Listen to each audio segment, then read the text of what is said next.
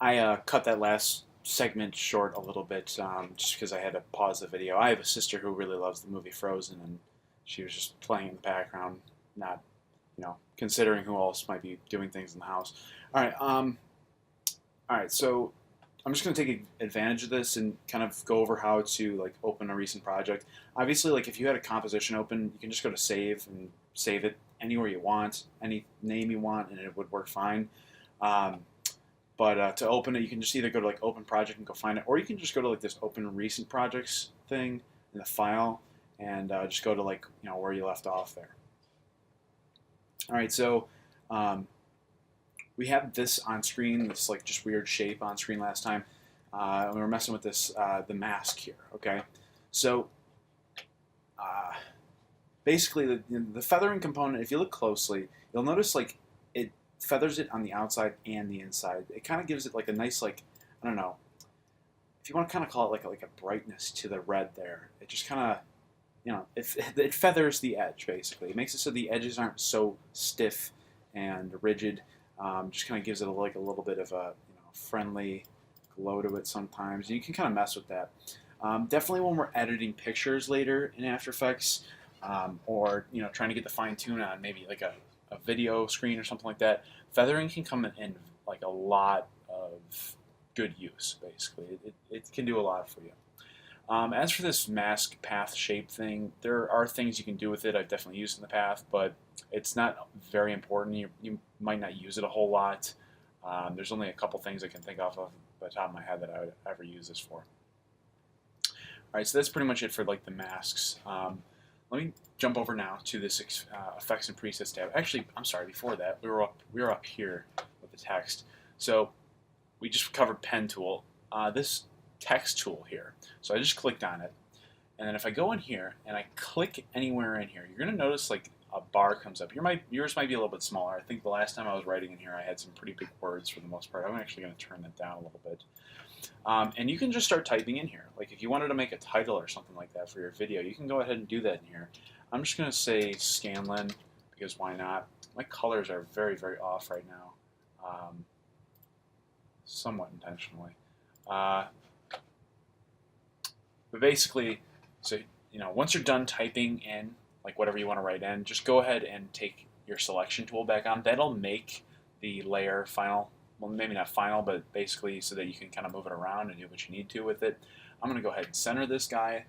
And so if you look over here at this characters box, okay, you can edit any text or anything in here and do whatever you need to with it. You can change the font from Roboto or something like that. One of my favorites, which I downloaded off the internet. Oh, it's not here. Hold on, Jacinto. Oh, it's not on here. I wonder why. Maybe it got taken off very recently. Yeah, I don't see it on here. I wonder why. Jacinto Sans is the font. I'll have to re-download it later and show you guys. But you can go with something else. I'll go with this like weird Irish text or something like that. If you want to change the color, what you're going to want to do is have this fill color here, and you can go ahead and change that to like, I'm going to change it to like a dark blue or something. Right now, you see this light blue on top, which is this background color I have right now. I could change it to something else, but I'm actually going to go ahead and get rid of that color. The way I do that is by playing with this pixel edge thing here. Basically, what this does is it allows you to have kind of like a nice, like sometimes like something like this would be pretty nice to have around your text, just like a little I don't know, buffer or something like that. And you can make that any size you want. You can make it ridiculous, of course, or you can just have something nice that just kind of fills in what you need. And then you can make it italics, all caps or something. But this is already all caps because this Irish font doesn't have caps. A lot of different options you can do here. But basically, that's just kind of like the basics of text. Most of the stuff you're going to figure out with it, you're going to be just like toying around with it, and you'll figure it out. All right, so as for the rest of these guys up here, I never really use them. Again, I don't think I can think of any time where I really use these seriously. I'm just going to go to Effects and Presets now, which is next to your Characters tab here. Let's go ahead and I'm going to go ahead and type in ramp in this in the search bar. Yours might be like gradient ramp or maybe just gradient, something like that. The newer versions of After Effects change it up a little bit, but just go ahead and grab something that looks like this. Hopefully it is the ramp effect, so it's for consistency purposes. And just go ahead and drag and drop that onto your background blue layer. Now you're going to notice that it changed the colors. Of course, we still have a blue layer. It's still a blue layer. But what happens when you apply effects in After Effects, you can't just drag that effect into the composition and just, not have it on anything and it'll automatically work. An effect must be dropped onto a layer, okay? So it doesn't matter what layer it is. Usually you want something that's like this, the width or the perfect size of the composition, so that way it's even. I'm just going to drop it on this blue layer. The ramp effect, what it does is it takes out any color you had there and just replaces it with whatever settings are in this ramp here. So you notice we were in the project folder before, or project box before. We got moved into this effects control box here, and it's got this ramp effect that we just applied.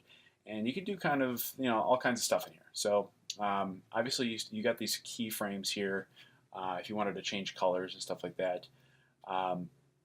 If we wanted to change the color on this guy, what I can do is I can go, just click it, make it maybe, that doesn't go with the color we have there. Let's go with like yellow. We haven't used yellow yet. And I don't know, like a nice light blue. Yeah, that kind of looks cool.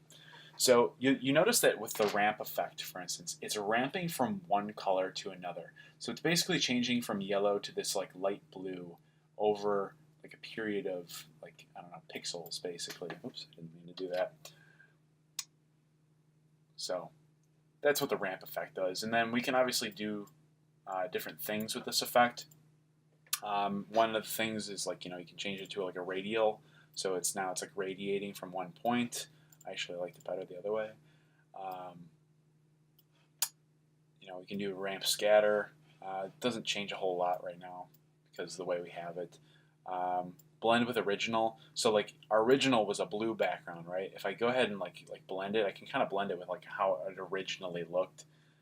Ramp effect isn't like one of the cooler things you can do, but it is something that's kind of neat that you can kind of like mix colors and stuff like that. Just trying to think of some of the other fun things in here. There's some other generate stuff. The generate tab has a lot of cool, interesting things in here. You might have been looking at 4-color gradient, which is just as fine. If you go ahead and drop that in there, it's just going to give you, it's going to give you 4 different colors to kind of blend. One of the cooler things I like to play with is the advanced lightning tab. So if I drag that in there, let me get rid of this 4-color gradient because it's hideous. This advanced lightning effect is very, very powerful. Always, always, always, I'm going to seriously suggest this, always use this advanced lightning effect on a layer that is the size of the composition. Let me show you what I mean. If you don't do that, if you have it on red here, it doesn't look right. It won't leave this red box, and it's because the red box is not large enough to be on the entire composition. So if you're ever messing with and I would suggest this for literally every effect, especially lighting though, make sure it's a full composition layer, so that way you can actually move it anywhere you need to. But basically you can move these like little I don't know, targets across the screen. You can kind of like pick different lightning effects that you want. Maybe you want a bouncy one. That one's kind of weird. You can change the conductivity state. So like this is how you would animate it. Like if I wanted it to change, if I wanted to like kind of zap, over a period of time, what I would do is I would set a keyframe at 0 seconds, move to like maybe 5 seconds or something, and then change the conductivity state. And when we hit play, this thing's still rotating here. That's kind of weird, but you can see the lightning is just like shocking. That's how you would do it basically. And obviously that was in slow motion, but so that's how you would do it with if you're trying to do conductivity. You can change the core settings. So instead of having it be white in there, it could be red.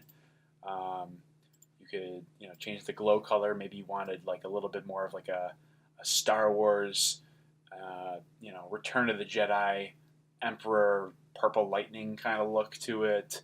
Or maybe you're just kind of getting wacky and you're going with some red lightning,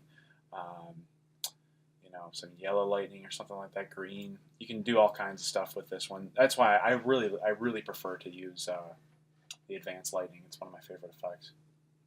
All right, so we dove into effects a little bit in this video. In the next video, I think we're going to continue with effects because there's so much to do with it. But we're running pretty long with this one, so I'm going to cut it short. So that's it for this one. Hope you enjoy it so far. I'll see you in the next video.